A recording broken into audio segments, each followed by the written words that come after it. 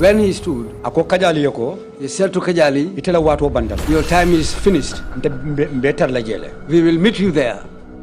Kajali kayoko, Kajali said to him, I'm not afraid to die, because I know that if I die today, one fine day you will find me in the next world. That's what made Sana more angry. He insulted the man's mother. When he insulted the mother, he just turned the sword and swung the sword.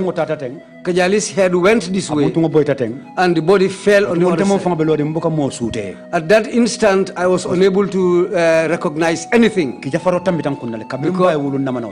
I was so terrified that I cannot recognize anything, because since the day I was born, I've never seen anything like this.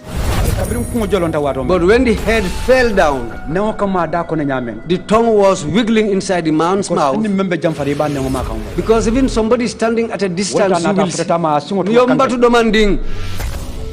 even if somebody standing at a distance, you will hear the noise that the tongue was making in the man's mouth. That's the time when Sana came. He stamped on the man's head. So the body was shaking. That's the time I came to know Suleiman Sambu's name. Sanu turned. He said, Solomon, bring me back. Bring a bag for me. Suleiman came, put his hand inside pocket. He took out a bag. He opened the bag. Sana held the man's head, Kajali's head. He put his two fingers in the man's nostrils.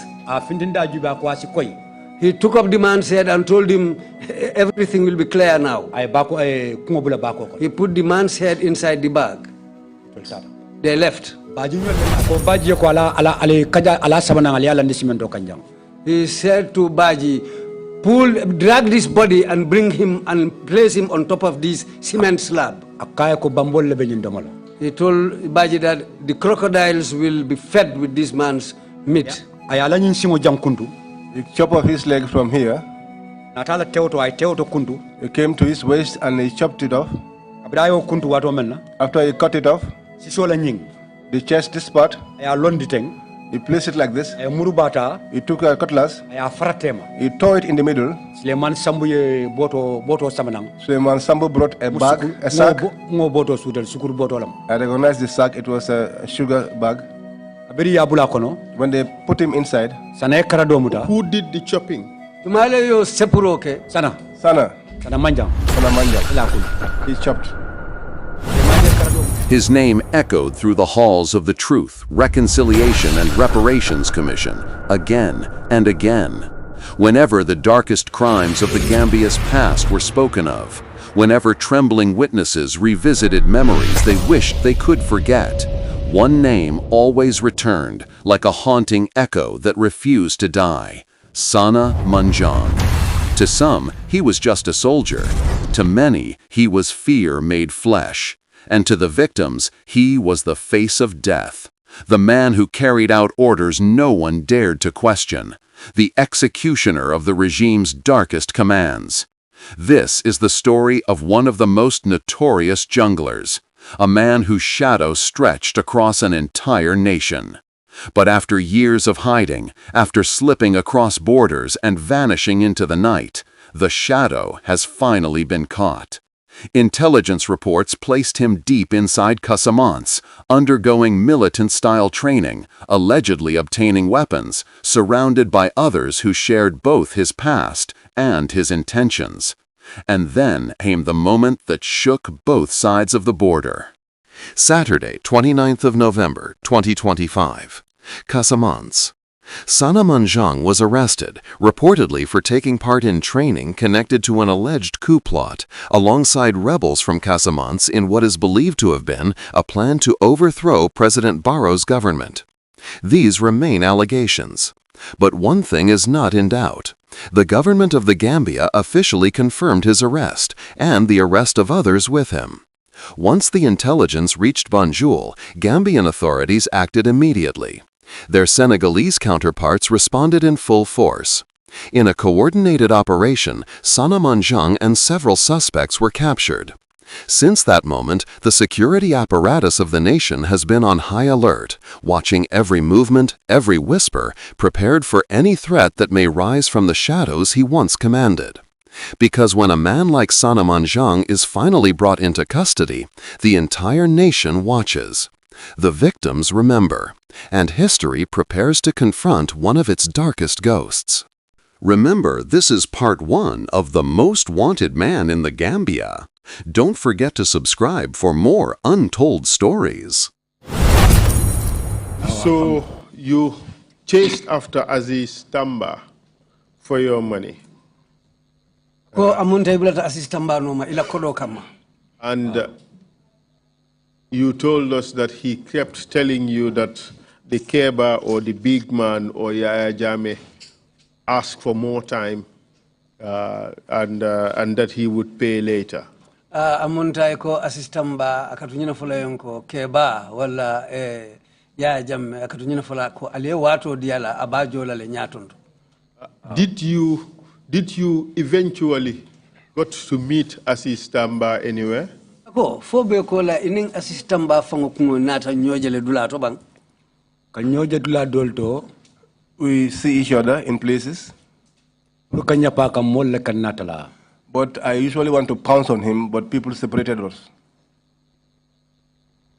Do you recall bumping into him in Buyam? We hakilo bakan ina abenta sangara terenta nyoma Buyam. Yala modi. That is true. Could you tell us about that encounter? Allah terema nyomo Buyam. Femfo nyango to bang. No terema nyolo biya kabeng Buyam. That meeting in Biam. I left where I was staying. I went to Bubai's compound. There's a shop there called Jamboy's shop. When I came out of the shop, where the Biam hospital was being built, the market, yeah, kabri mfinditanga asisila moto hainang pickup haina lori mano kartantanga. When I came out and I saw assist pickup parked by the side of the road, Walto kabri nga jedronga sute. As soon as I saw him, I recognized him. Because otumon don kombum jolbe siring biamula lope marsa kono je yirsumba do be siring moto pompo bala. At that time, Ndongombub and others were sitting under a tree by the Biam market. Nata assist haina lori balaje. Then I saw Assis standing close to them there. Nata. I hurried up and came. Because na follow nya jedrong. Because if he saw me first, before I could get to him, if he gets into his vehicle, he would speed away. And if I followed him to Kanilai, I never saw him. When I saw him standing over these individuals, I quickly crossed the road and went to him. When he looked behind and saw me, he left Ndongo and the others sitting where they were. He came and met me by the vehicle. We greeted each other. The greetings was short. I said to him, there will not be an elaborate greeting here. I am after my money, the money that we worked for. Now the work is completed, and we have not gotten our money. Each time we saw you, you will tell us things, and you will not do as you say. Today I want my money. He said to me, do you not hear what I told you? I said to him, what have you said to me? He said the elder did not pay our money yet. He wants, when the work is completed, he will pay the money all at once. Who was he referring to when he said Keba Mankodo Jofolo?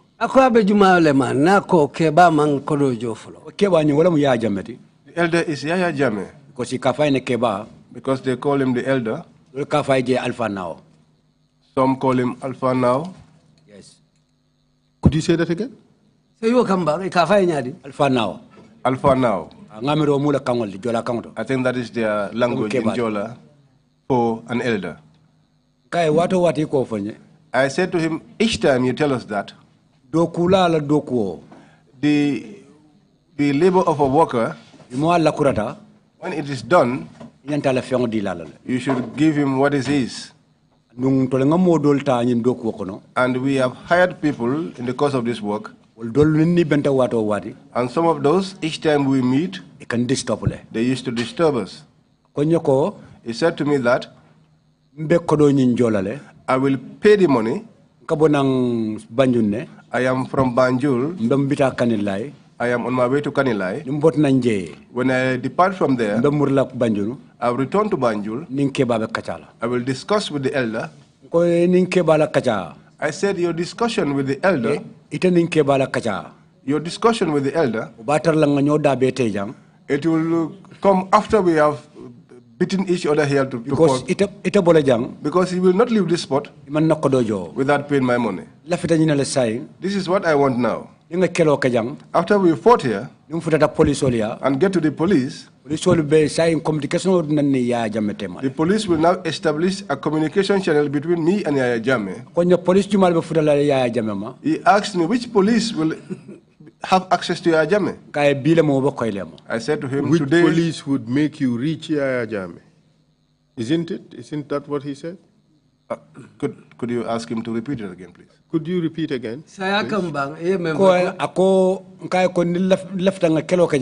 I said to him, I want us to fight here, so that when we fight here, the police will arrest us, and when they take us, Yaya Jammeh will hear about it. He asked me which police will face Yaya Jammeh.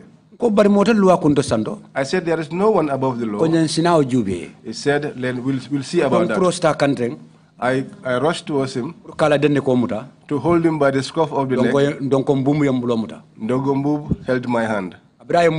When he held my hand, I turned and looked at him. I said to him, my senior, leave my hand and let us arrange each other with assist. Because this man is not prepared to pay me my money. Ndongo said to me, Keita, the issue of this money, if you would listen to what I will say, leave this issue, the money issue, alone. Because the way this thing is developing, it could bring you, you will not be lucky tomorrow in it. After Ndongo said that to me. And what does he mean by you won't be lucky? Ndongola kumokoto mumulika foyanko itete lokila je wala malo ku kotolong wala mudalin si no problem modale. I don't know the meaning of that, but it is that in my own thinking it could be I will get into problem. Did Ndongo Mbub tell you anything about what this money could mean for your life? Ndongo Mbub dum fa amam fem foy bang nyim kodo la ko semen sababuno ila balwoko. No problem. The only thing he said is that it could land you into trouble. After he said that to me, I got angry with Ndongo himself, very angry with him. I said to him, Ndongo, when I initially came here in Biam, I never played with you. And if you were to be older than me, the margin would not be very much. But I used to address you as my senior. I said, now if I have a problem, a money issue with this individual, and you are not standing in support of me, to the extent that you are telling me that it could land me into trouble, he said to me, it's not that. The refusal of assist to pay you is what is pleasing to me. As we were in that discussion, Assis jumped into his vehicle and went away. I turned towards Ndongo. I wanted to knock him, Bubai Sanya Yambulamuta. Bubai Sanya held my hand. Ndongo asked me, are you going to hit me? Because it lay assist kanandim. I said, because you allowed assist to escape from me. He said to me, Keita. I told you that. Take things easy. Work with your senses. Assist's problem. I'm afraid tomorrow. I said to him, whatever lies behind it, if there is law existing in this country, I'll be behind that. Well, except if they showed power to me. He told me that might be the end of everything. He told me, well, for my job, the job we did at this hospital in Buyam, it's the market. Now, about the job we did at this market, I think the whole thing lies in my hands, me, myself, Ndongombu. Now they've mixed up everything in my hands. Then I became calm. Now I'm doing APRC's job, the things that they bring, sugar and other things. If you also don't listen to me, Assist will land you in a very serious problem. I told him whatever lies behind that, no problem. No problem for me. That's where we were. On the second day, in the evening, Ndongo was going to their place where they used to sit and chat. He found me sitting down. Bubai Sanyan's compound gate, his friend. He said to me, Ensa Keita. I told you that. Forget about this issue and leave it in the hands of God. I said to him that, Ndongo, I will not leave this with God. Because God will not give me money that I will use to pay these individuals. And the work that I did before I started, I borrowed people's monies, which I used to do the work I did. And that money, I don't think God will put that God will come down and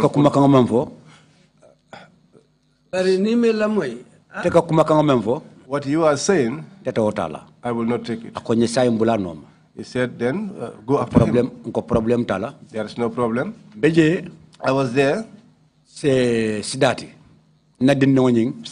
my junior, said to me that I am going to Bignona. They said my father was sick. Because his mother had a compound in Biam, and that was where he was living in. I said to him, there is no problem. I will follow this issue. Anything that came out of it, when I hand the money, because when I receive the money, because I don't have a telephone, I have no telephone with me. But your mother is here. Your sister here. In any case, you will get to know something about it. So that eventually left to Bignona. So I took up the case. I went and came back. Sometimes I will visit Kanilai 3 times.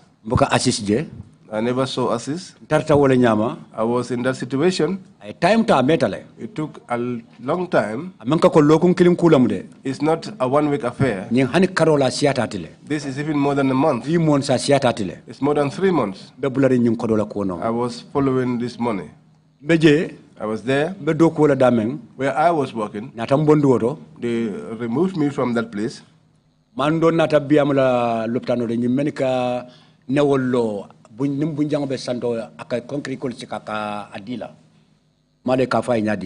man came to the Biam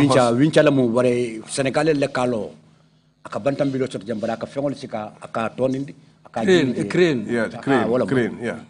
So mano meyo nata. The man that came with the crane took me on board. Hired me. Sorry? Hired me. Yes, indeed. Hired He hired me. Saying purka wo jorangolu pose. to fix those equipment. Before they start the work, you have to fix those rods. In the work, I developed experience in it. The man then said to me, I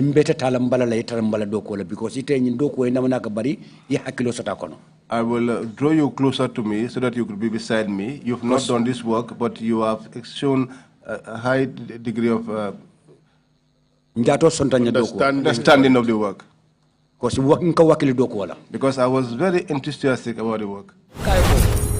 His voice was not the loudest at the TRRC, but it was one of the most heartbreaking. A simple man, a laborer, who walked into Kanilai hoping only to be paid for his work, and walked out carrying a lifetime of pain. This is the testimony of Ensa Keita. Ensa had worked at the Kanilai farms, the pride of the former regime. He and other laborers had completed their jobs, but their wages never came. Days turned into weeks, and finally, Ensa did what many feared to do. He spoke up. He demanded what was owed to him. That simple act sealed his fate. According to Ensa, the moment he insisted on receiving his payment, soldiers surrounded him. He was accused of disrespect, accused of challenging authority. And without warning, he was arrested, dragged away, not to a police station, but to Kanilai itself, the heart of the regime's power. Ensa told the commission what happened next. Inside those cells, he was beaten, tortured, humiliated. He lost teeth. He lost hope. He lost the belief that he would ever see his family again. He described hearing screams from other detainees, men whose names were never recorded, men who, according to him, did not survive. Ensa said he saw bodies, lifeless, cold, victims of a system that crushed anyone who dared to ask questions. But the cruelty did not stop at the beatings. For weeks, he was denied medical help, denied food at times, denied dignity at all times. His crime? Asking for his salary. But what happened to him next will shock you. I said to him, from time to time, you would allow me, my money is in Kanilai, which I am running after. He said, but on Saturdays, we used to work only half day. You could work that, follow that issue on Saturdays and Sundays. I said, what is coming?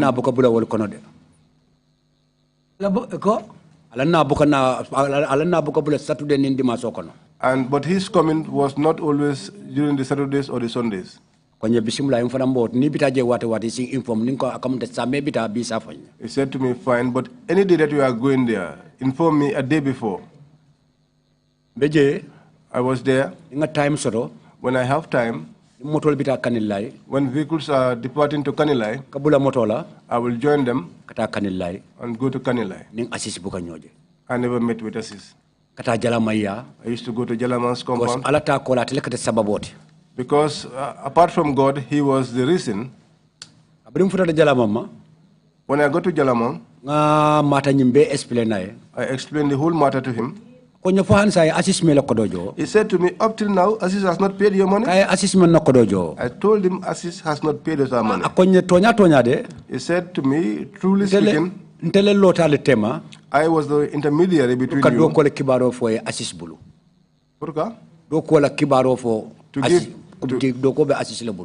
To give you information about the work which was under Assis. But I don't know anything about it. It said to me, as it is now, myself speaking to you, right now I will not speak anymore. I asked, why would you not speak anymore? Jalamang. It said to me that Assis is our nephew, and Assis is very close to the elder. Now what does he do? He goes to our relatives and tells them that Jalamang is usually sides with the Mandinkas. After he said that, my relatives used to call me and they speak to me. He wants to develop discord between me and my family, my relatives. That was why I have distanced myself from it.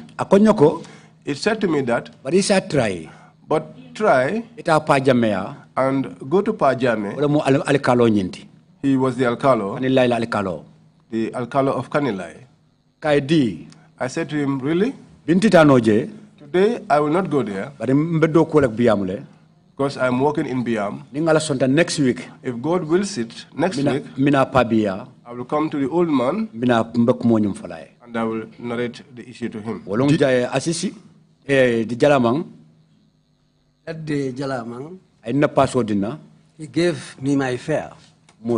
I went back. The following day, after 1 week time, I came back 1 week. I found Jalamang at his home.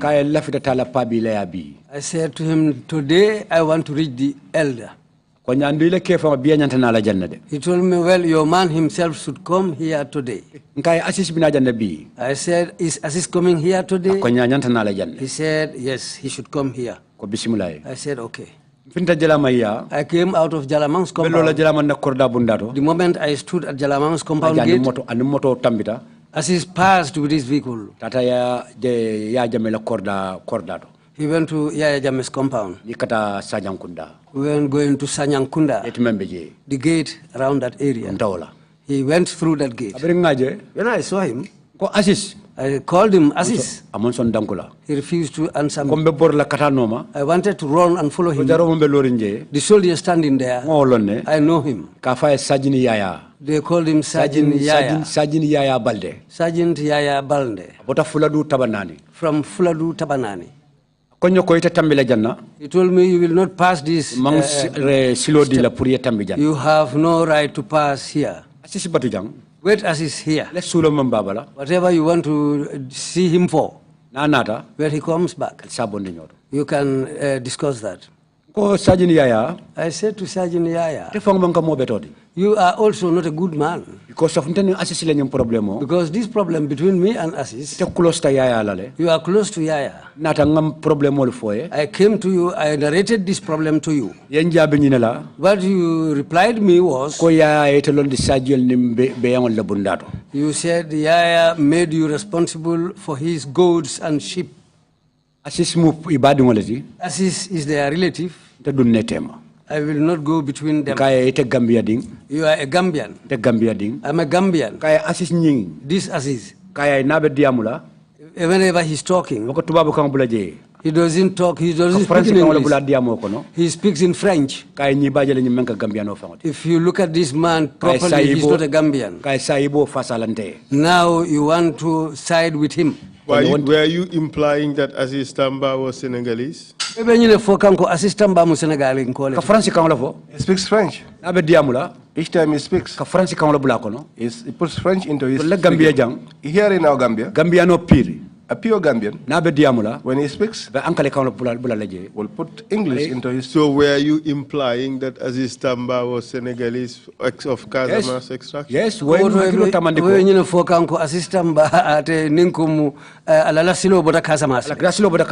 Yes, comes from Casamance. Proceed, please. After that happened, I came and stood by the checkpoint. One of my companions was there. They call him Mbula. He was a soldier from Lamin. I explained the matter to him. He said to me, boy, well, we are thank you. I said, what is thank you? He said, we have no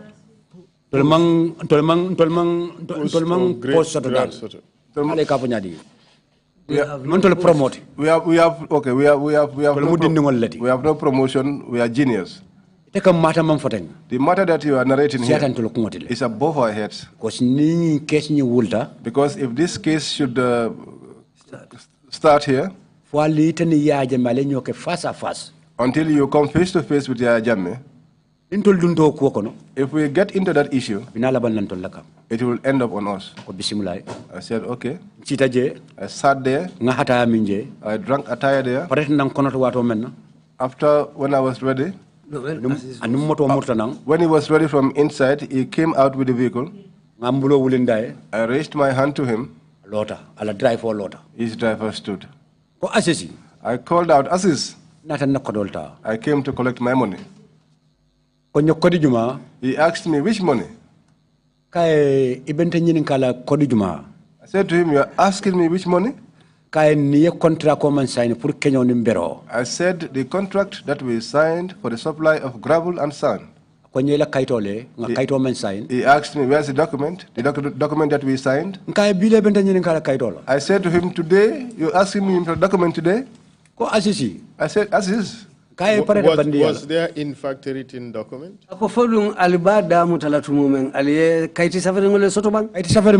There was no written document. I said to him, now you come here and ask me about a paper that was written. And you, Assis, we sat down face to face. We prepared an agreement by word of mouth, but we didn't take our hands to write. Today you are standing here asking me about a document. I said, there is no document. I said, but this money, you will pay this money. He said, what if I don't pay the money? I said to him, if you don't pay, it's my head, your head. Even this your driver will not escape. Because at that time I was also angry with the driver. The driver jumped and asked me, what have I done in your discussion? I said, because I'm always, when I'm discussing with Assis, before we are done, you speed away and leave. He said, Assis owns his vehicle and Assis employing to work. Whatever Assis tells me, that's what I will do. I told him, then move yourself away from this issue. I said to Assis, you should fear Allah and pay my money. You come to the place where I work. You see the young men there, and all of them, they have their eyes on me. Tomorrow, whatever difficulties I face, it will be because of you. He decided, he ordered his driver to leave. I said, told the driver to stop.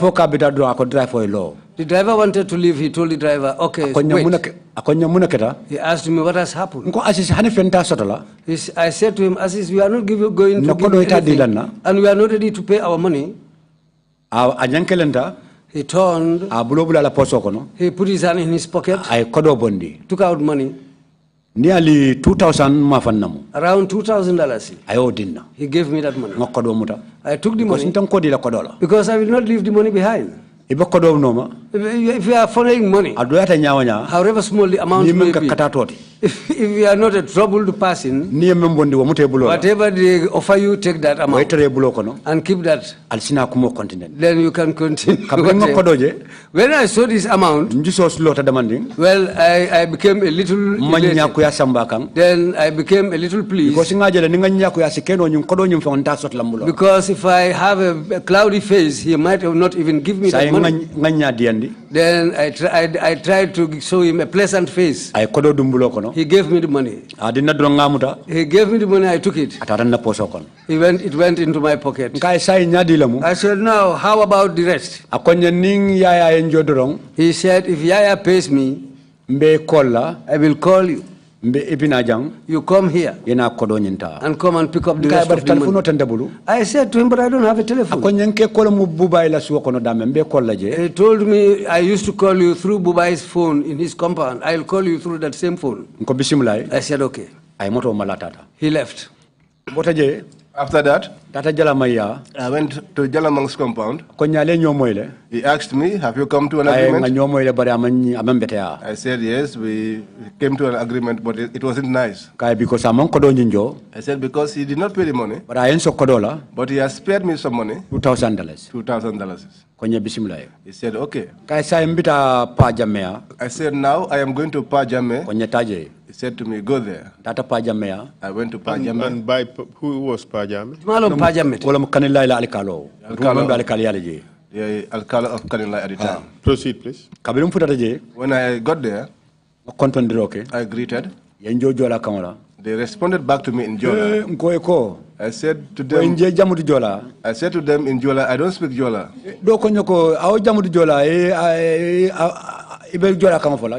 Someone said to me, you don't understand Jola, yet still you are responding in Jola. I said to the person, yes. I said, I heard that one, but I don't go far in Jola. Because my grandmother, from my father's side, is a Jola. I said to him, but we don't understand Jola. He said the old man is not here. He has gone to Jamekunda. After maybe 5 minutes, 10 minutes time, I was there between 5 and 10 minutes. The old man returned. I greeted him. He responded back in Jola. We greeted each other there. And then we started the discussion. And I said to him, the old man, I don't understand Jola. It's Mandinka I speak. He asked me, what happened? Mr. Witness, did you explain the whole story to the old man? I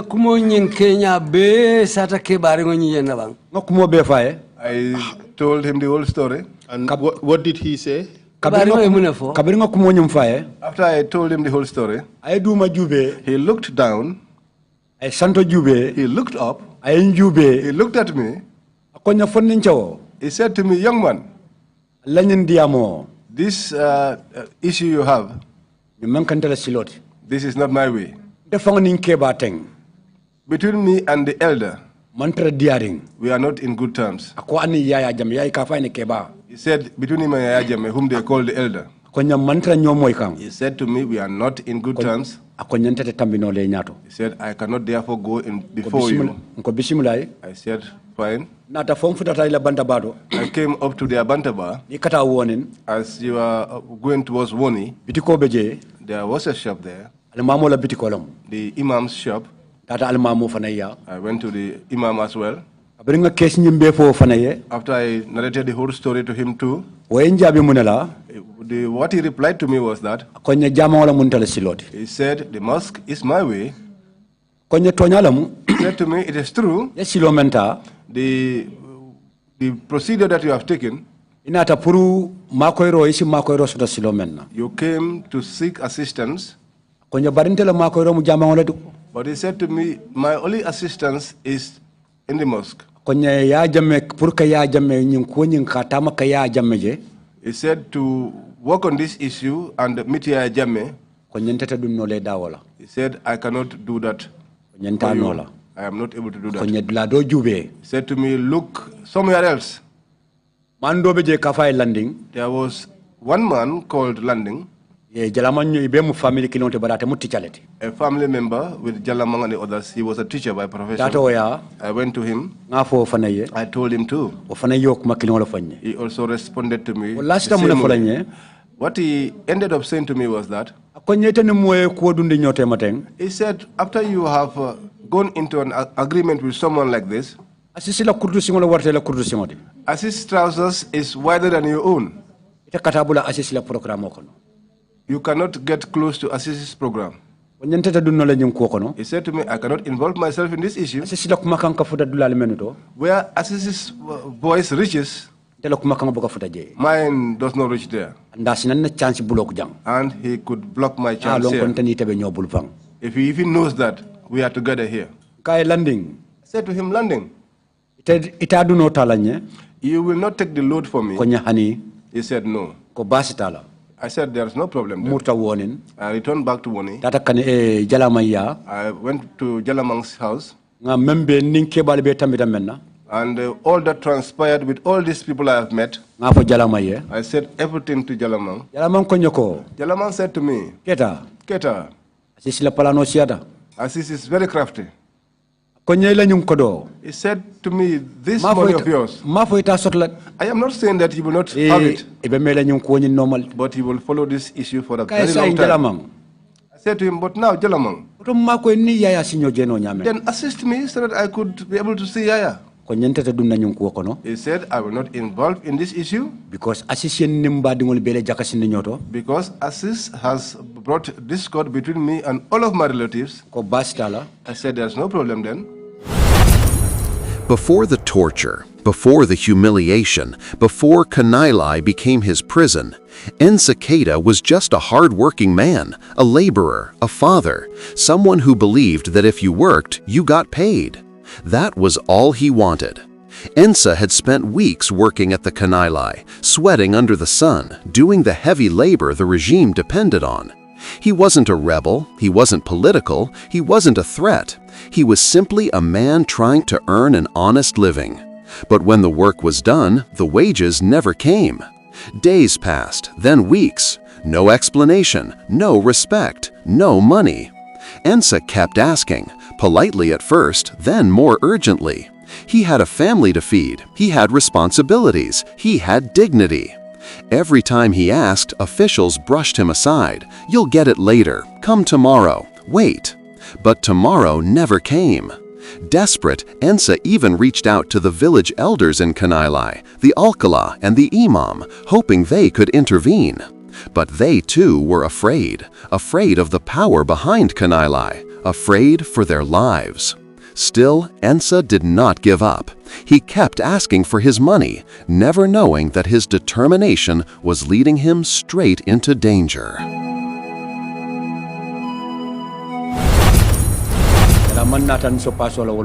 Jalaman spared me fair that day too. I returned back to Biam. I was there. Lundo, one day, 1 week time, Kanilai. I returned back to Kanilai. I did not find assist there. I returned back. Another week. I went back. I found assist there. I said, assist. I have come to collect my money today as well. Assist told me, can't you understand what I told you? I told him what you tell me is always never clear. Because by the time you were calling me, the time we made this agreement, me and you, up to this time, saying that if Yaya gives you the money, you will call me. Now it is becoming 2 months. So I told him, so now the issue is, the way it's going, I'm not happy about how it's progressing. He said to me, Keita, this money, I will tell you something very clear. I said,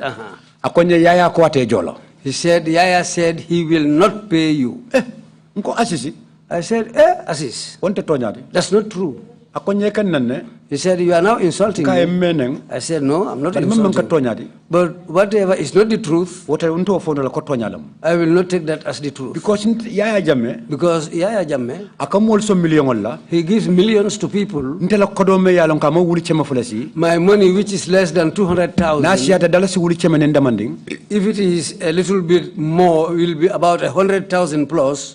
Yaya now says he will not pay me. I said that's not true. I said then Yaya will pay my money to you. You eat my money. We were angry with each other there. That day I was just fortunate. Because that day they should have arrested me. But my friend called Mbula, he was the man on duty.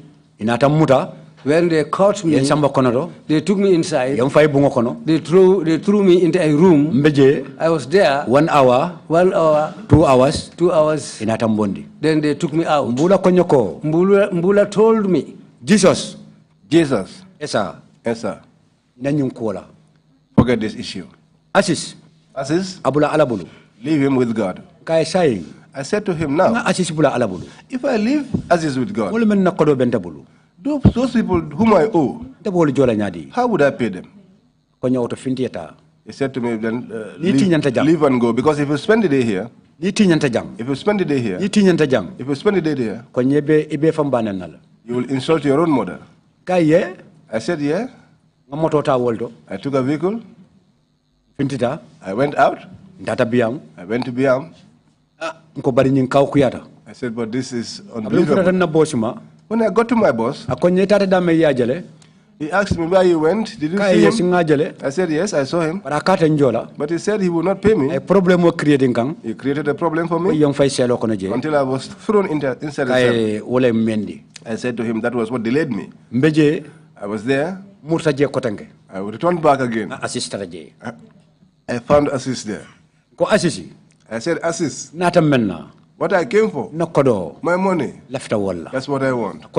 He said to me that there's no money for you here. If at all you get any money here, then the contract documents that were signed, that is what he will produce, and then you will have access to your money. After he said that to me, I was terrified, because I never thought about that. I said, Assis, document that is signed. I said, we will sign that in the hereafter. I said, my money, you will pay my money, or you and I, you will go to heaven, we will go to heaven, or whatever should happen there, let it be. He said, I heard you, go, I will call you, I will go to Yaya, to the elder. When he pays the money, I will call you and you will come and pick your money. I said, okay. Well, that's the time when terror came. Yeah. Now let's go there and talk about that.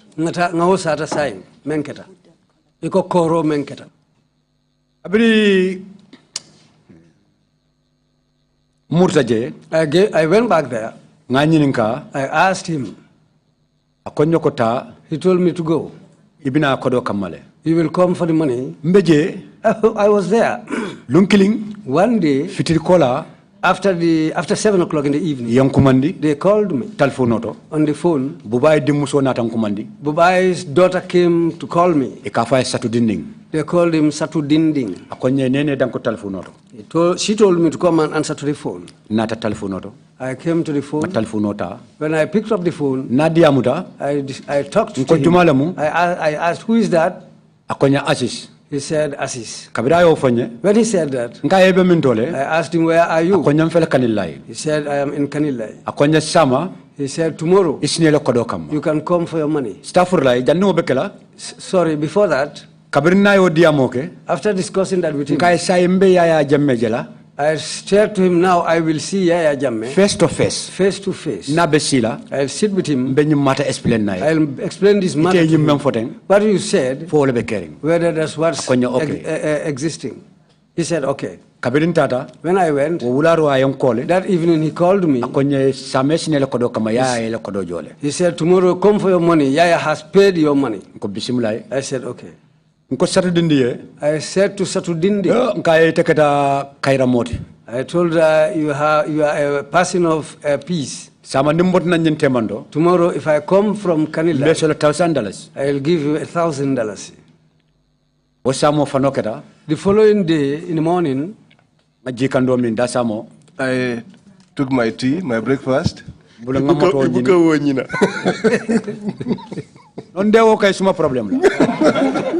Breakfast is my problem. Okay. All right, so you arrived at Kanilai. I looked for a vehicle and went to Kanilai. I got to Kanilai around 10 because I did not get a vehicle early. I got to Woni. Ya jalaman na korda bunda ni tambitala. Just as you pass Jalambasa compound gate, Mani kilimbeje ay tabulo daje kafay Bakari. there was a man who had a table there they called Bakare. Wala ñing kartantangol je mando beje wala ka subo tayje kafay Fakaba. There was a man close by who sells meat, they call him Fakaba. A butcher. Yes, a butcher, they call him Fakaba. Fakaba. Yes. Kabirin tatan sito bala. When I sat by him, Ni mo be kachala. and I was chatting with that guy, Konye mune sijang. he told me, Katrajang. what is your reason for coming here? Every time you're always here. Fakaba la ofanye. Fakabara said that to me. Kay nan kana asisile nom. I said to him, I'm here, I'm coming, I always come up to assist. Kungujija. He shook his head. Kabira kungujija. After he shook his head, Ngai Fakaba. I said to him, Fakaba, Yenyi ninka ngafoye. you asked me and I told you, Ke kungujija. and you are shaking your head. Konye tani bandiel be programo nyunkono. He said, you are in a program with a bandit. Kay asisum bandiel di. I said, Assis is a bandit. Nkai bara bandiel nyawnya nyunkodo nye nama nyonto kungona kungolam. I said, no matter how much bandit he is, this money he will pay it, or it's my life or his life. Bulta Fakaba balaje. I got off from Fakaba. Because Bakari mun na friend nati. Because Bakari is my friend. Tata si Bakaria. I went and I sat at Bakari's. Na ube sirim be kachala. I sat with him and we were chatting. Mang asisjet. I didn't see Assis then. Ndatele konye sina somanda. And he was the one that told me to come in the morning. No be kono je. And all of the time I was there, Mang asisjet nyala. I didn't see Assis with my Be eyes. siring. I was sitting down. Ke kanango nata ponkalo. A very hefty man came. Tumo Musa Jamelong. At that time, I did not know who Musa Jame was. Ponkalo la mabe santo. He was a very Lota. tall guy. When he came, Ko jumala mu Ensa Keita di. he said, who is Ensa Keita? Ka intelam. I said, it's me. Ko nyowuli. He told me, get up. Ulene danko. Get up and come and answer. Akodi. He turned around. Bulata noma. I followed him. Nga simfa dantanta. We took a few steps. Mfutata bujetima. We got to the gate. Dunta wato menna. The time that I got in, Ay ntambindi say. he pushed me in front. He was behind me. Ay telephone receive. He received a call. Kadiamu jola kango. He was speaking in Jola. Adamala kamuna faje. But I did not know what he was saying. Jola kango namen ko konton dirodi. Because Jola, apart from greetings, Mon fem moye. I don't understand anything in it. Bradiamu ta lakurata. After talking on the phone, Tambitanyato. he was in front of me. Konoto. He went right in Serde kumbal be damen. where they parked these armor cars. Bungo be lodo ngai kartantang la teng. There is a house nearby. Afutatoto. When he reached that house, Boy do be je kafay baji. there was a boy called Ako Baji. baji. He called that Baji. How ma ngari fo akai chabo samanang afay jola kango. He told Baji to bring the key. Kabri way chabo samanang. When Baji brought the key, Ay dayele. he opened the door. Adunta. He went in. Ndunta. I went in. Ay bundo la koncho bondi. He opened another door. Ay ndundi je. He pushed me Ay inside. bunda taung. He closed the door. Afintita. He went out. Mbe sirin kono do. I was sitting inside. Mbe je. I was there. Baji betambila sojaro nyimbe tambila. When Baji was passing, Nga kumandi. I called him. Nkon nekeba. I said to him, my Amal elder. danko. He didn't even answer to me. After ba murla nang. When he was coming back, Nkon nekeba. I called him again, my Alota elder. bundato. He stood at the door. Akonye munaketa. He asked me what has happened. Nkaya bari ntamanyu understand. I said, but I don't understand. Ntenatam hajo men na jang. The business that I came here Andun for. kana dum bungo kon jang fo bunda ka tawma. And now you come and bring me inside this room and lock Kaya me mam here. fem fahamoto. I don't understand that. Akonye ntamanyu fahamu musale dundi je musabatu. He told me I don't understand or I don't know Kaya anything Musa- going. Mbatu, he told me I don't know anything going on. It is Musa who brought you here. It is Musa who told me to lock you in here. Nkaya musale. I asked, where is Musa? Akonye Musa fela dun tamoto kona tata. He said, Musa has just gotten into a vehicle and left. Nko Musa inte samana jang. I said, well, Musa brought me here, Kandundi bunko na jang. put me inside this room. Ndane Musa fanga men nyolong. I don't even know, Akonye we don't even know each other. Akonye mun problem la fanga ite si jang. He asked me, in fact, what problem brought you here? Nkaye assist nakodo be wala nata wala kanen swata kana muta kandundi jang. I told him, Assis owes me money, which I have come to collect, and now he has put me here. Baji data. Baje kept quiet. A meta demanding. For a long time, Akonye nakeba. he said to me, my elder, Akonye te nyatilim problem wala. he said, you have faced a problem. Nkaye nga nyatilim problem wala ko ha. I said, I have faced a problem, and he said, yes. Nko bode auto alawde. I said, well then, God, Ngatu alabulu. I leave it with God. Ntarta bungo kono je. I was in the room. Kabirimo rawon 10. From around 10 tilo nyama in the morning for suto 11 o'clock until 11 o'clock at night. Man domorke. I did not eat. Man jiming. I didn't drink water. I was sitting in the room. Round kabri Musa murtanang. When Musa returned, round 11, 12 mavang. Around 11 or 12, anatanna palasoto. He came to my place. But before he got to me, animbaji diamuta. He spoke to Baji. Atafongola mano do ke anim menkanan noma. And he and another man that they were coming after me. Ngani ka ko ka fight Jaffa Jaffa. I asked and they said they call him Jaffa Jaffa. I said Jaffa Jaffa is not a name. Slow down a bit. Huh? Okay. So the other man is called Jaff Jaff. You told him that Jaff Jaff is not a name. Proceed, please. I told him that wasn't a name. When he comes to me, he will open the door. Baji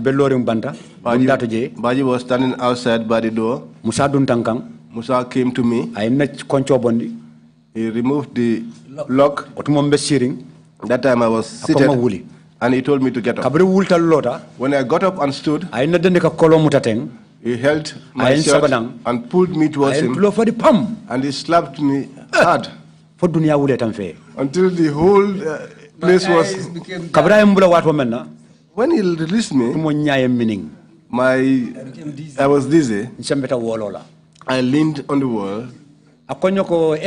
He said to me, Esa. He said to me, you are a rebel. I said, Musa, that is not true. He said, you are insulting me. I said, no, I'm not insulting you. What you are saying, which is not the truth. This Musa, what was his last name? Musa Jamme. Do you know of any other name by which he is called? Malian Mungo.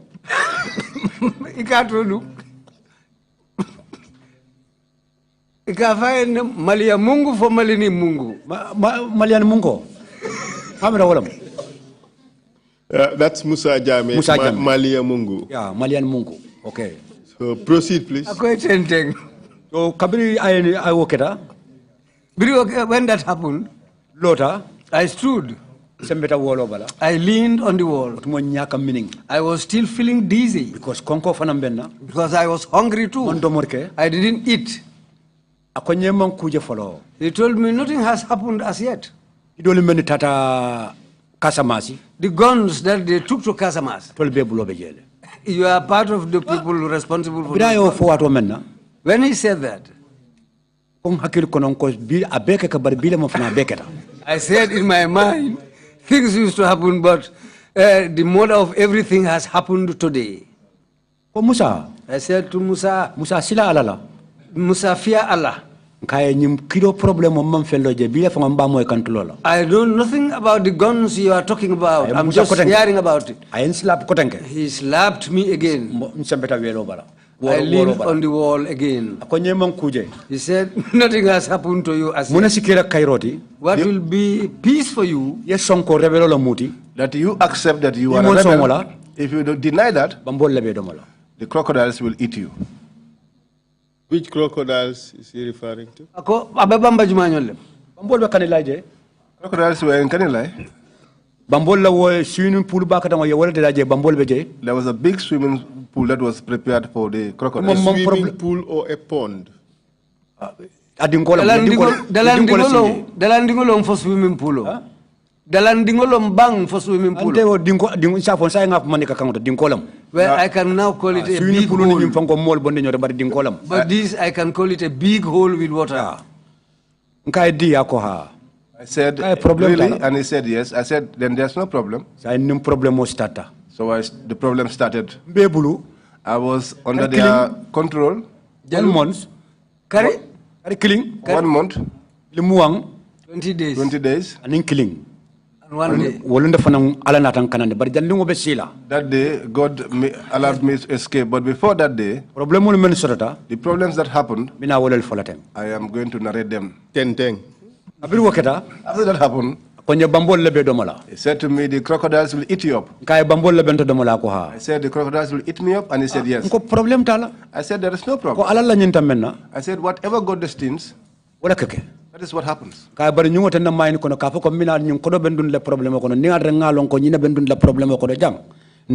I said, but this was not in my mind that this money will lead me into this problem. If I knew, I wouldn't have come.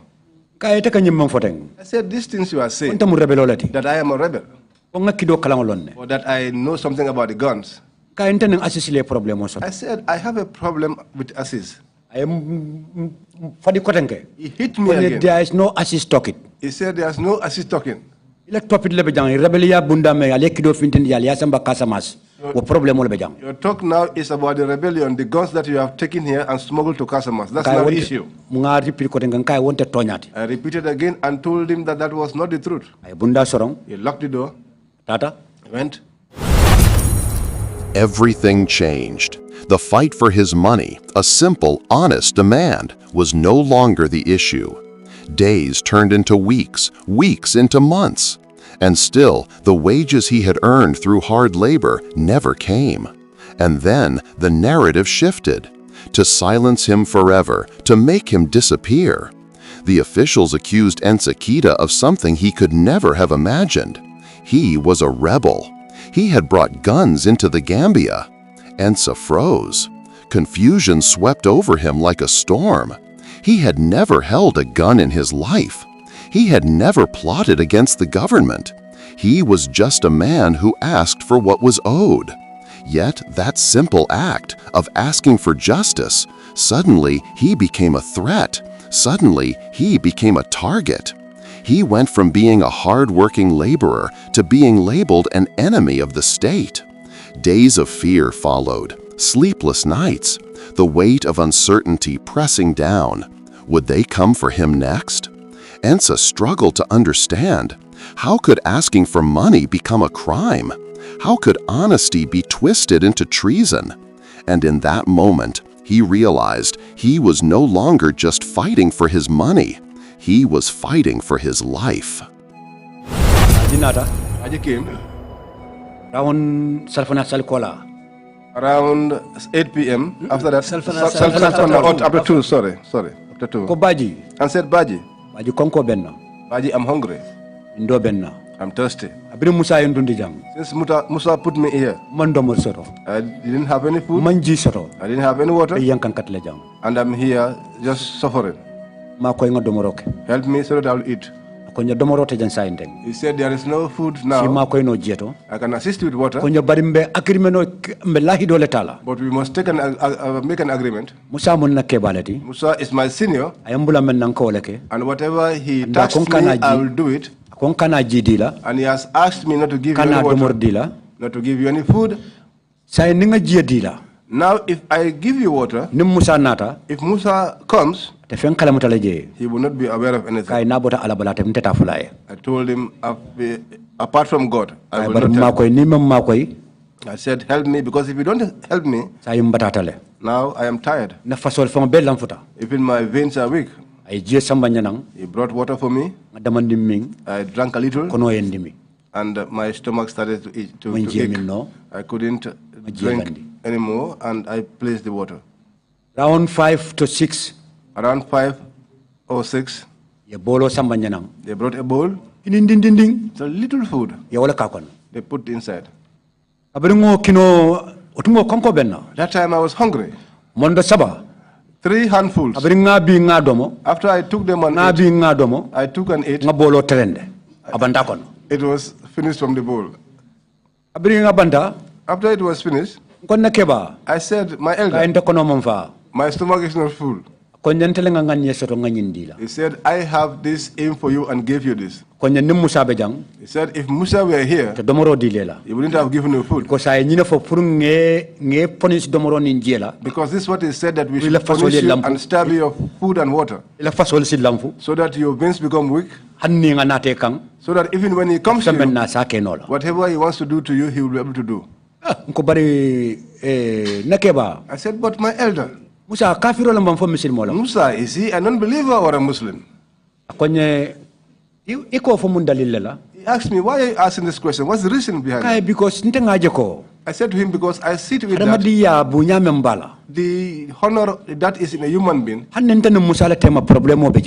if there was a problem between me and Musa, like the one that has been put on me now, you shouldn't have done this to me.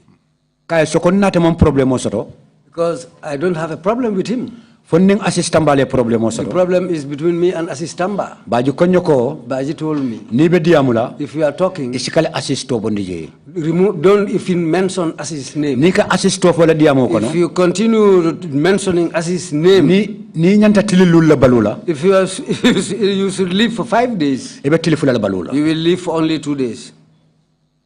I said to him, you mean I shouldn't mention Assist's name? He said yes. He said because the document that Musa showed me, and that paper doesn't have Assist's name. That means that the AK-47 rifles which were taken from here to Casamance, your name is written on that paper. I told him I don't even know what an AK-47 is. I don't know guns. Ensa, slow down a bit. I said I don't even know what is an AK-47. I know no program, gun program. The program that brought me here, which is Assist's program. Now, if you tell me not to mention it, what am I going to say? He said to me, now it is left with you, and he left. Baji left.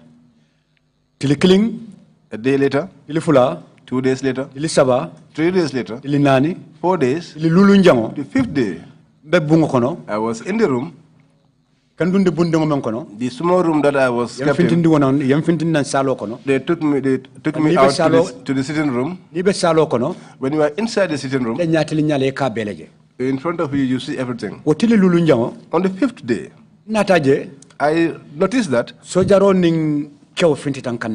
soldiers came with a man to me. At that time, I did not know who Sana was. I didn't know Sana Manjang. When he came with that man, he had a bag. He had a gun. The gun is the length of my hand. The butt was shot. The magazine of the gun was inside the gun. And there were 2 other extra magazines which had sellotapes on it. When he came inside, Baji saluted the soldier.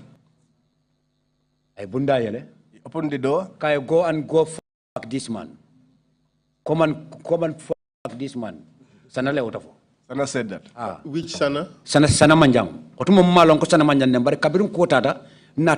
That time I did not know who Sana Manjang was, but later on, as things went, I came to know that he was Sana Manjang. What was he at the time? Sana Manjang. I used to see him with military uniforms. Proceed, please. Yes, in military uniform. When they brought him inside where I was, a man greeted me. He greeted me in Jola. I said to him, I don't understand Jola much. I said to him, I am Mandinka.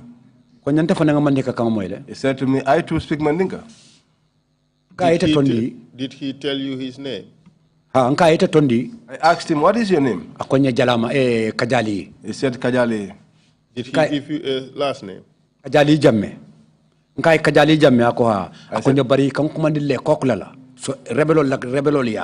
said, Kajali Jamme? He said, yes. He said, but they call me Lecoq amongst the rebels. I said to him, what brought you here? That time, Musa and the others had gone, and Sana too had gone. And I was with him, the 2 of us. Baji was sitting facing us. That soldier was a good soldier. Baji is good. Very good. When we were discussing, I asked him, what brought you here? He said he brought cannabis to sell and asked by leaving to buy food. To buy food, okay. Yes. And returned back to the jungle. He said when he got to Kanilai, behind Kanilai a little bit, he dug a hole, he hid his cannabis and his gun. He said when he came into the village, he was going around, he met up with Sana. That time he was not dressed in uniforms. He said he asked him, he asked him, are you from here? Do you live here? He said, Sana said to him, yes. He said to him, what happened? This is what Kajali was telling me. At that time, I wasn't there. I asked him about his problem, and now we have a lot to cover. So we have to at least make the narrative more focused. Okay. So kabiri woketa. So after that, he said to Sana, I have cannabis. He said to him, let's go there. He said he led him. When they got to the back of the village, where he hid these things, they were removing them out. Sana then saw the gun. He said as soon as Sana's eyes saw the gun, at that time Sana was having a gun which he did not know. He had a pistol. He said Sana removed it like this and put it inside on his ear. You are on the arrest. And said to him, you are on the arrest. He said to me, this was how the case developed. As they were on their way coming, he tried to escape. Sana held him. They exchanged blows. They fought. People came. They assisted Sana. And he arrested him. And escorted him and brought him. And that's how he found me where I was on the 5th day. I was there. One day after, the day I got 12 days there. That was the day he killed Kajali. But whilst Kajali was there, did he bring anybody else or he did not? Kajali bije tumamna fa modo fanan natile bang. Ni modo man na follow. So tell us how he killed Kajali. Afanya ngai Kajali fanya. Bring anata watu menna. When he came, round sutolam. It was at night. Time o tambul. I don't have time. But it was late. Because in those days, if I hear somebody touching the door, I always get fear in me. Because Musa comes to me, he takes me out, he beats me to his satisfaction and locks me up again and go. Can you tell us about those beatings before we get to the killing of Kajali? The amount of beatings I went through was too much. The day they killed Kajali, that day Musa came to break me into two. Ensa, let's start from the first day of torture. You told us that the very first day you were put into that room, he slapped you several times.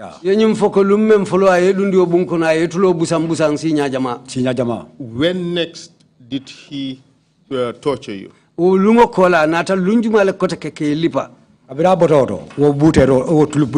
After slapping me, those slaps, after five days, after 5 days, they brought Kajali. That's the day my beating started. Musa doesn't give me a chance. From this moment on, Ensa began to truly regret ever asking for his money. What started as a simple, honest plea, "Give me my money," had now twisted into something he could never have imagined. A request for wages became a crime, a laborer became a suspect, and a man trying to feed his family was suddenly treated like an enemy of the state. The day he was arrested, Ensa didn't even understand what was happening. One moment he was outside, demanding justice. Next, he was surrounded by soldiers whose faces carried no emotion, only orders. He thought they were taking him to talk. He thought someone would listen. He thought someone would explain. He was wrong. They dragged him to a hidden cell, a place few Gambians knew existed, a place where voices went in but rarely came out. The doors slammed behind him. The air smelled of sweat, fear, and hopelessness. From the very first second, Ensa understood. This was not about money anymore. This was about power. They denied him food. They denied him water. His mouth was taped shut so he couldn't speak. His hands were tied behind his back so he couldn't defend himself. His legs were restrained so he couldn't even stand. And pressure around his neck made every breath a struggle. He was no longer treated as a human being, but as a warning. What you are about to hear may be disturbing. Viewer discretion is advised, especially if children are nearby. He told me to say that I am a rebel. He said I should say that I knew something about those guns. This is what brought a lot of beatings on me. But I never agreed to that. Tell us about the beatings. How did it happen? What would he do to you? My hands. They held my hands behind me. When Musa is beating me. The man they call Jaffa Jaffa. That's the man who empowers him. They will tie me up. My legs will be stretched. And I'll bend down. The rope that they used to tie my legs, that's the same rope they will bring around my neck. Now I am tired, I'm tied up. Musa will come and stand over me. Beat me up. Beat me up. Until he is satisfied. What would he use? Akamune take bute. It's a black pipe. But where I was, it's not far from where other people live. Whenever he's coming to beat me up, he will be having a plaster. The plaster they used to cut with scissors. He will come and tape my mouth. He will pull it until he's satisfied. He leaves my nose, but he will start beating me. I will try to shout, but my voice will not be heard outside. When it's done, he'll go out. When Baji comes, he will be sympathetic about my issue. But he will not, he'll be afraid of touching me. When that plaster leaves my mouth, it's when they bring me food and I'll eat. That was how I was there. But Kajali's problem, I was there on the 12th day, around night I was there. I heard the sound of a car engine. I stood up and scanned my eyes around. I didn't see anything. I was there. All of a sudden, I saw light. They came and stood. They called Baji. He asked, "Where is Musa?" He said, "Musa just left here with a vehicle to the State House." Because he had this big black car which had many antennas. That was one Musa used. Said Baji, "Open the door and bring this man out." Who was that? Who said that? That was Sana. Sana who? Sana Manjang. When Baji opened the door, they brought Kajali out of the cell. Kajali spoke to them in Jola. But Baji responded to him saying, Wala munte. Malong. That's to say, I do not know what is happening. They brought Kajali out. Sana said to him that the day that I arrested you, you wanted to show me that you were powerful. But today you are under my control. I will kill you and chop off your head and take it inside and give your meat to the crocodiles. And that was what he did. Take it step by step. Demanding. Tell us what Sana told Lekok. Kajali. Fanyeng saya kang sana memfo Kajali. Dukare afolo man domang. Okay. He said to him that on the day that I arrested you, you were resisting to the extent that you were even throwing blows at me. You thought that you were trained, but I am more trained than you are. But today, you are here under my control. Whatever pleases me, I will do to you. There is no order that supersedes my order in this society here. I will kill you. I will take your head inside. I will take your meat and give it to the crocodiles. In which language was Sana speaking to Lekok? In the Mandinka language. It was not English or French, it was Mandinka. Kajali speaks Mandinka as a Mandinka himself. And did you hear this clearly? It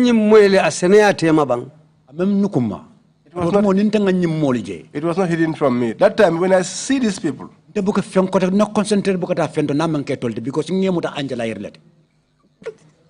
because the moment I set eyes on these people, I take them as the angel of death. When he said this to Kajali, just a moment. He said, I would take your head inside. And your meat, we would give it to the crocodile. What did you understand when he said, I will take your head inside? That stage, did you know exactly what he was talking about?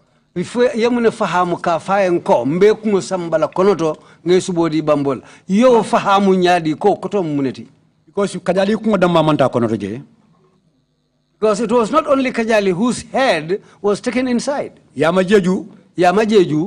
we would come to that. We would come to that. Let's now talk about Kajali. Yes. What did you understand when Sana said, we will take your head inside?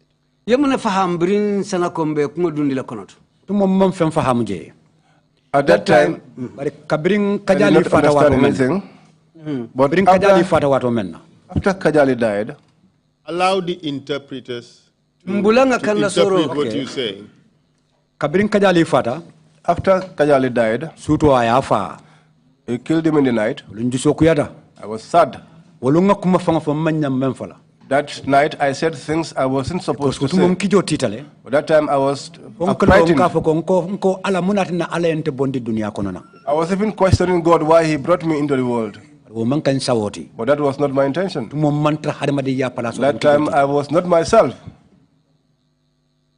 Do you know how Kajali was killed? Cutlass. Yes, he placed him on the ground. He didn't place him on the ground. And slaughtered him. They were standing face to face discussing with Kajali. It was a big cutlass which was in Sana's hand, which had stops on both sides. They call it in Mandinka as habisaro. That's what he was having, a sword, a fighting sword. They were standing facing each other. When he finished talking to Kajali, he said to Kajali, I will kill you. You will never go back to Casamance. You are the people who come here with guns and commit crimes here. Kajali said to him, Ntamu de rebelolti tonyalam. Really, truly, I am a rebel. MFDC. But we are not criminals. We don't commit crimes. I brought something here for which I am going to sell. If I sell it, I will have something to buy food. That's what brought me here. He said to Kajali, you are lying. He said to Kajali, in fact, my discussion with you will not be long. I was standing at the door. I held the door like this. I was listening to them. Baji was sitting down. He turned his chair, looking at them. Sana was standing. He was having this sword. There was a friend of him, a soldier like him, standing behind him. Do you know that soldier's name? No, I didn't know his name at that instant. After I later on came to know him. Suleiman Sol. Suleiman Sol.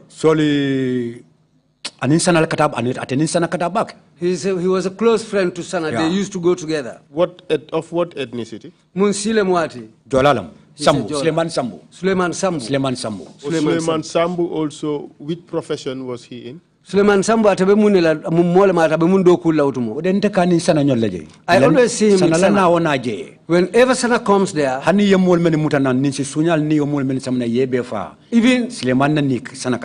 even those who were caught stealing cattle and they were brought there and killed, Suleiman is always with Sana.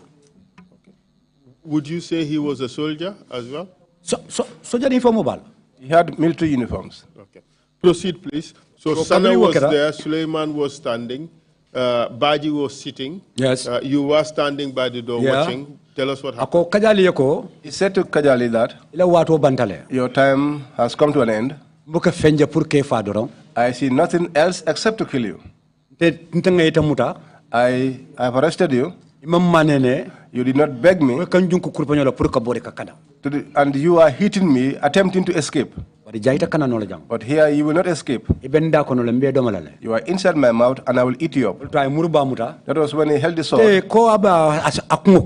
He wanted to cut his head. That he was going to cut his head. I never thought of that. I never thought a human being will stand and watch another human being. Your eyes are locked at each other, and you take a sword and chop off his head. I never thought of that. Even up to date, it's been a long time. Sometimes I used to have nightmares about it. When he swung the sword on Kajali, the blood spluttered out as if you killed a cow.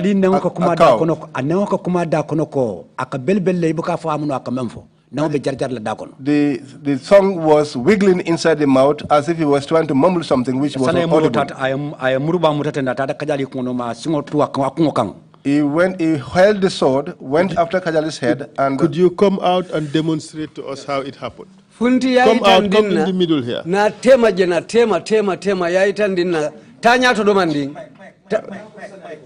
Hold a second. Can you bring a microphone to him? But a microphone not here. Can we hold the microphone for him? Yeah. Diamo Fodoro. Sila asata bang.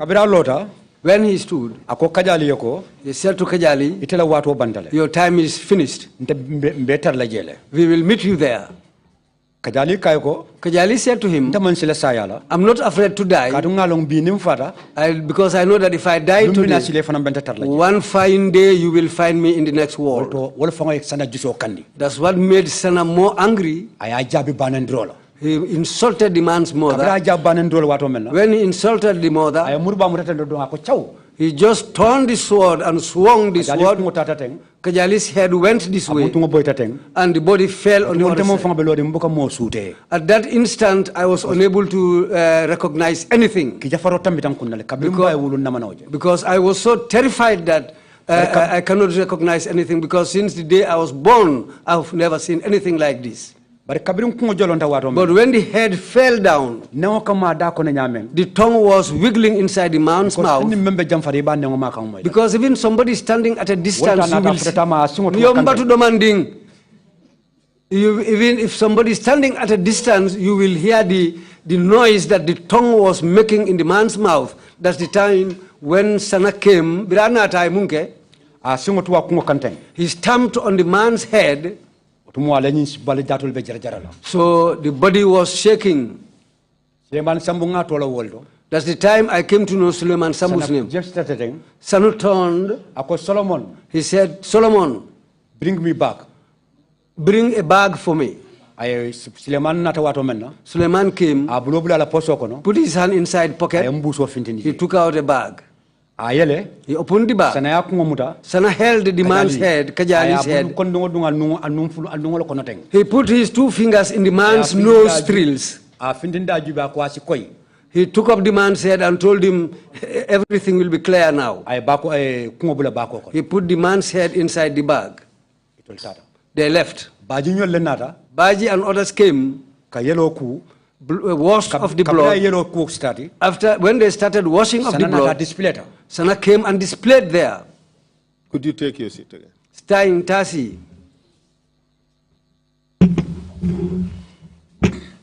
Do you know where they went with the head? Yalo na yewo kungo samba damembang. I will go to come there. If I want to narrate that now, things will be mixed up. When Sana became angry, he asked Baji, who asked you to wash this place? Did I order you to wash the blood of here? Baji said, I didn't want the blood to get dried here. Then Sana said to him, bullshit.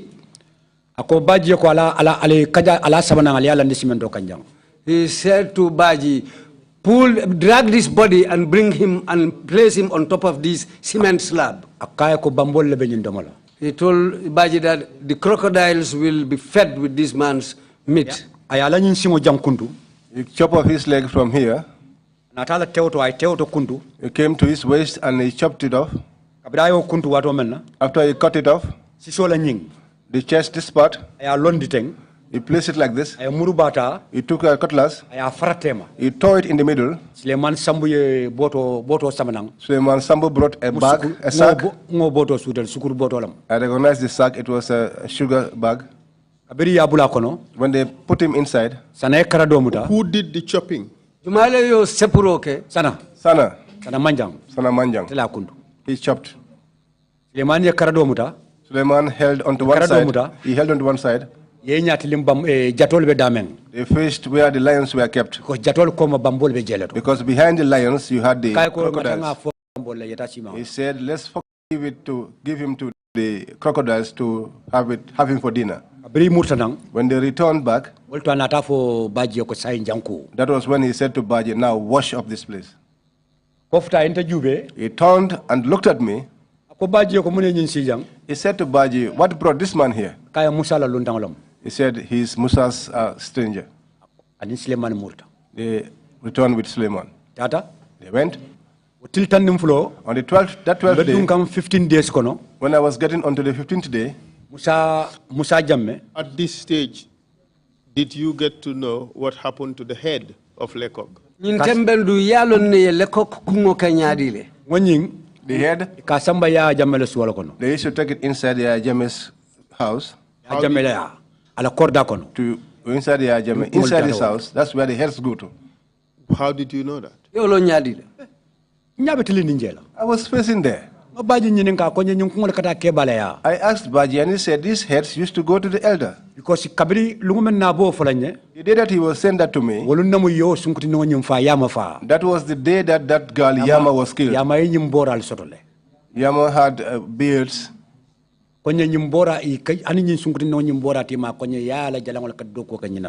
said this girl with the beard is what they used for Yaya Jammeh's idols. That's what they used to operate on. That was what, according to what Baji said to me. Mr. Chair, it's about time for the lunch break. Thank you. We leave it at that for now. Thank you very much, Council. And thank you, Mr. Keita. Mr. Chair, I have just been rightly advised by Mariama that perhaps maybe this is one such occasion when we would advise viewer discretion, especially kids who are watching. Parents should be advised that perhaps maybe kids should not listen to this because it's gruesome, it's terrible. As we continue, you mean, or because yes, some of the as other we one is continue already... as well. Yeah. In fact, perhaps I should have raised this warning perhaps earlier.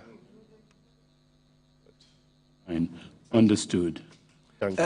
Baringolo lead council kamem fata ngakumayata bake ke balu manyanna sonna dindinguli lamoy nyina kajube tele membe fo kanteng katu nyi membe sata kanteng ku sangara balem ka hadama dingu muta ka busu womo kuleti me yalon ka kejawyata a sangarata wala na lead council be ya maro dila ko ke balu menu be solu kono e kana son dindinguli si ke lamoy nyin kumola wala menu ba jibe la teleto pour yesi ya lamoy lead council yo ya maro le di saying adunga kumayata bakele.